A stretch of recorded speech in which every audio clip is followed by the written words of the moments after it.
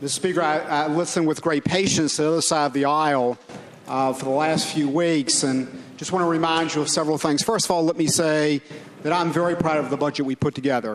It was probably one of the toughest things that I know I've ever been a part of, but I find it amazing that, number one, I don't think there's a program the other side doesn't like, number one. I mean, there's been no suggestion on maybe how can we make government smaller. I mean, is there anything that doesn't work? And the other thing I find absolutely amazing is that, and it was called a gimmick, as I recall, when we put that tax increase that the other side basically proposed to pay for everything they so passionately talk about, those $2 billion worth of tax increases,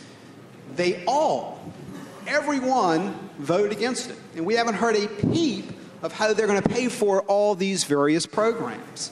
The gentleman talks a lot about people that are watching. Let me tell you who's watching you right now. The forgotten guy, once again, the taxpayer. He is watching you, and he's watching to see, once again, whether you're going to put a $2 billion burden on him. And we've talked about this. For places like Fairfax, that's $211 million. You know, and I relay some personal stories, but it's interesting. Every week that I go to church, there's not one time that my Sunday school class is not dealing with someone that's been unemployed or taken a tremendous slash in health care benefits or pension benefits. And to be blunt, they're mostly from the private sector. They've taken a tremendous hit. So today, as you argue this budget, you're going to see 4 or 5 key principles I think are very good. Number one, we offer tax relief to the citizens of Virginia. And that was our number one priority. We're not embarrassed by it. We don't apologize for it. It was the right thing to do. Number two, we did try to minimize K-12 cuts, and they're not draconian, and they're not going to end life as we know it now.